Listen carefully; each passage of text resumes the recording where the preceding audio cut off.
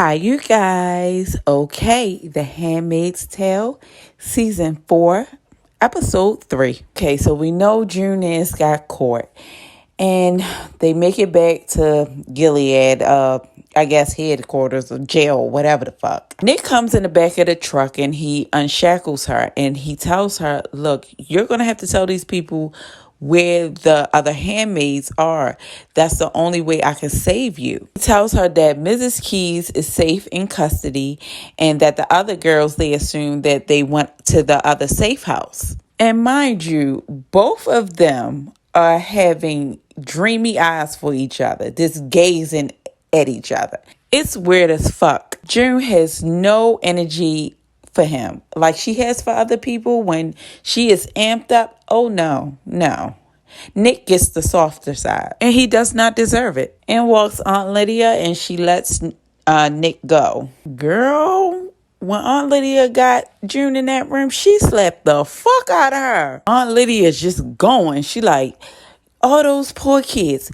Do you understand what you did to those poor parents? Did you think about how I would feel? The hypocrisy of the Gilead people is tripping me the fuck out. Those poor parents. So what about the real poor parents? What about them? They don't matter, huh? Aunt Lydia, fuck you. You're nobody's mother. Fuck how you feel. Aunt Lydia goes on to say, you have caused so much pain. I hope you're happy with yourself. And in walks the guards and they're strapping her to this bed and she's getting ready for some torture, I guess. So the lieutenant come in and he goes over to June and he said, oh baby, it's no need to worry. Just tell me, where are the handmaids? So, June is being resistant. She said, you know what? God has forsaken this place. And the lieutenant punches June in the stomach. How disgusting. He asks June, are you sure you don't have any answers for me, sweetheart? June is not letting up. So he said, okay. And now she's going through waterboard torture. Aunt Lydia goes out and she's working on her sewing shit, whatever she's doing. She's hearing June scream and everything. And she's kind of disturbed. But I guess not that disturbed to stop it or speak up on it. So may she rot in hell as well. Once they are done, Aunt Lydia tries to go in there and tries to reason with June. And she tells June that lieutenant is very determined. You need to tell where those girls are. They are all fugitives and their condition is grave if you don't let us know where they are. Bring them home. And June said, there is no home here. And Aunt Lydia said, because you corrupted them. Their life had meaning here. And June says to Aunt Lydia, there is no meaning here except for violence. June goes on to say, you told those girls that if they just do what you say, that everything will be all right. And then you sent them out there to be raped and beaten and humiliated. And this is getting to Aunt Lydia. So June said, you failed them. And Aunt Lydia pushed her ass out that chair. Aunt Lydia is a miserable soul and she know that June is right. And at this point, June is rubbing it in. She said, it's your fault. It's your fault, isn't it? It's your fault. So Aunt Lydia is going crazy. She's calling for the guards. And Aunt Lydia had the nerve to call June a miserable beast. June said, Lydia. Aunt Lydia said, what did you call me? June said, Lydia, you remember Janine? She didn't think twice about crossing you. And you know this struck Aunt Lydia because Janine is her baby. She thought she manipulated Janine into a saint. The lieutenant comes back in and now he's ready to take some fingernails off. June says, hold up. I know where they went. They're in Vermont at a Burlington's library or something like that. So this will buy some time for June to recover, think about another strategy, and hopefully she come up with something that'll stop this torture shit. Meanwhile, over in Canada, Luke finds out that June has been captured and she is under arrest. Later on that evening, Maura is leaving out to go to a candlelight visual. Everyone has been made aware of June being arrested. So they're all going to get together and pray for June and her safety. Maura asks Luke, was he coming along? It's going to be fun. And Luke said, no, he's not going to come. And then he asks Maura, did June choose this?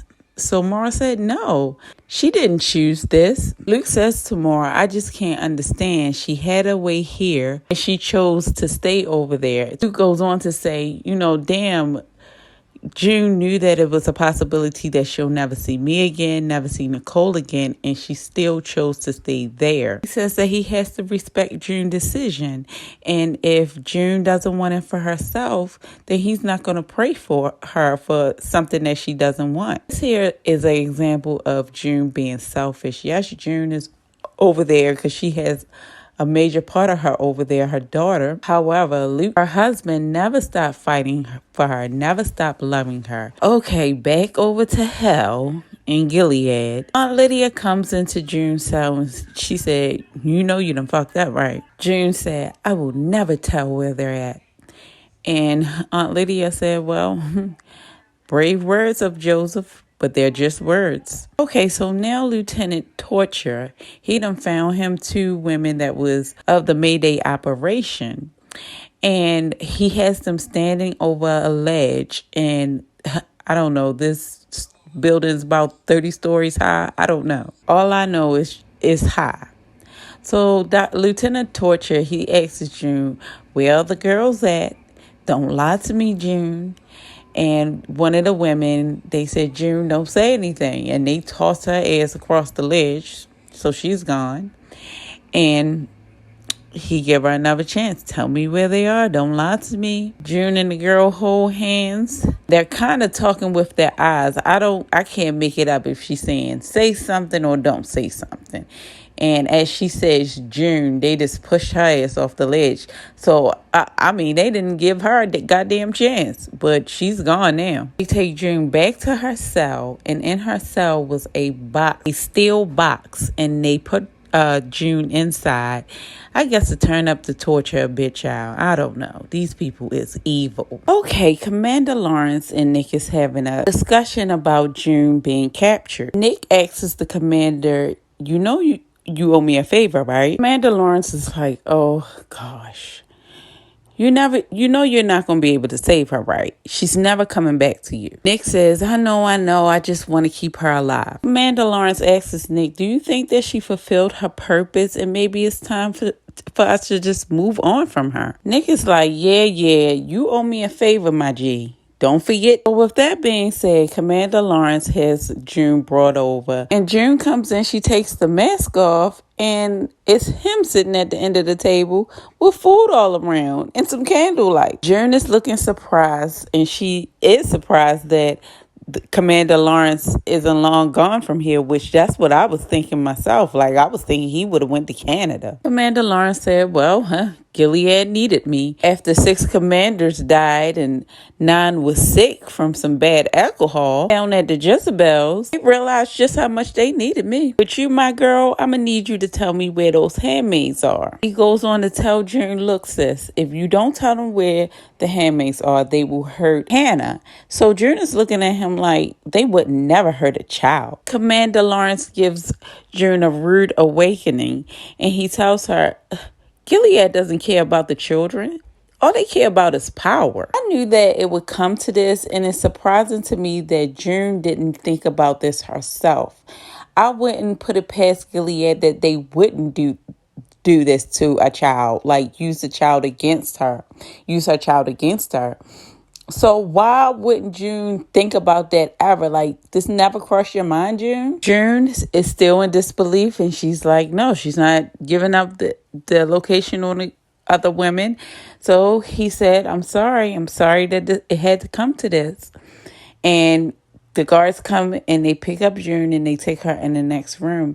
And we see Hannah Banana. Hannah Banana grew up so big. She's getting so big and she's beautiful. And June walks in and instantly her heart melts. Hannah turns around and she's instantly frightened by June. Hannah then runs to a corner on the other side of the room, but she's still inside the glass box.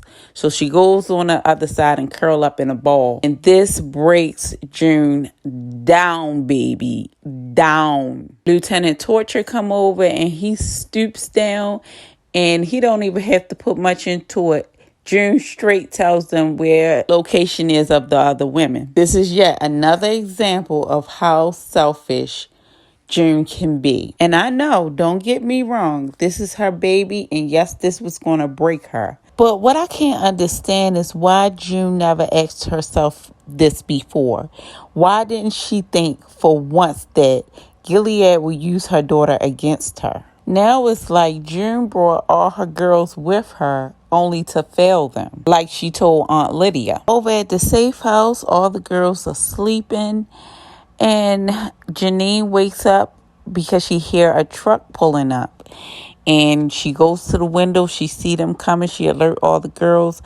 And at first, all the girls was scared. They was sitting down, just waiting for them to bust through the door, kind of scared. And then they just stood up. They just stood up brave. And they held hands, and they was ready for whatever came through that door. And this tells me that everything that these women went through, it made them brave, and they just may be time enough for Gilead and their foolery. Aunt Lydia returns to June's cell, and she makes June aware that all of the girls has been found safe and they're coming back home. June says, Aunt Lydia, I'm ready for it just to be over. Just kill me now. Aunt Lydia said, you will not be executed. None of you girls will be executed. We lost too many babies thanks to you. She tells June that her and the girls will be living the rest of their days at a Magdalene colony. There, they will work all day and they will participate in the ceremonies to try to bring forth life. Aunt Lydia makes sure she tells June that everything that happened to her, Hannah, Janine, the rest of the handmaids, is all her fault, her choices. So they get June dressed and back into that red uniform again. So depressing to look at. I'm thinking June is about to get transported to the breeding colonies, and we come to a goddamn bridge to see motherfucking Nick. June has this thing with Nick. Every time she sees him, something takes over her. June get weak in the knees, child. I don't know, but I'm sick of it. Anyway, Nick tell her that Hannah is safe. He was about to explain himself or try to explain himself, and June stops him, and she just break down about, you know, her, when Hannah seen her, she was afraid of her. And of course, this make June break down. And he tells her, no, Hannah loves you. Boy, shut up. Hannah don't even know her anymore. Nick goes on to say, she loves you. I love you. And he wipes the tear from off of June's face. Another truck pulls up and they're waiting to pick up June. So June just walks towards the truck, and then she turns back around and gives Nick all the tongue action. Yeah, moving on from that bullshit. This truck has the rest of the handmaids and Aunt Lydia. I can't understand. Maybe Aunt Lydia didn't see them kiss. I don't understand, but how is it that Aunt Lydia let that shit go down? Because this shit needs to stop between Nick and June. I'm tired of this right now. Moving on. June and all the rest of the handmaids are in the van, and they're giving each other these eyes looks. It's kind of awkward because I'm thinking they're looking at June like, bitch, why the fuck you rat us out? They come to a crossroad, and a train was coming by. So the driver said, while the train is passing, I'm going to take a piss. So now all the ladies in the back are looking at each other, and now I understand what they're saying. Like, it's time to roll up out this bitch. Aunt Lydia has some type of stick that looks like a taser almost, and maybe that's what it is, a taser. Well, child, June grabbed that taser and she pressed it up against Aunt Lydia, and the rest of the women, they ran out. So June, she just has revenge in her eyes, and she is taking Aunt Lydia down with that bar. Like, she's getting on top of her almost. And Alma came back in and said, June, let's go. Like, don't do it. Let's go. Aunt Lydia is like, June, don't do it. Don't do it. June said, fuck it. She hopped up out the van, and she's taking off with the rest of the women. And Aunt Lydia is just screaming. When the guard catches on, he fires a shot and it hits someone. The rest of the women, they keep running. They is running to freedom. Baby, they trying to catch that freedom train. Sidebar, I can't understand why they just didn't take the truck with them, or van, whatever this is. Their hands was tied up, but I think if one person was in the driver's seat and somebody else was in the passenger, they could have took that truck and got to that train a little closer. Child, I would have took that damn truck and went in the same direction as that train. I mean, at least they would have been far away from the damn Guardian and Aunt Lydia. I don't know. I'm just saying. I think that would have been a quicker way. The rest of the girls are just up running. June and Janine, they make it across the tracks. Alma and somebody else try to make it across, and they got smashed to smithereens, child. Janine is panicking, and she's trying to go back over towards the train tracks to see what's going on. And June is signaling her to keep it moving, to let's go. It's too late. We have to keep going. And that's where the story ends. I thank you guys for watching, and I'll see you guys on the next one. Bye.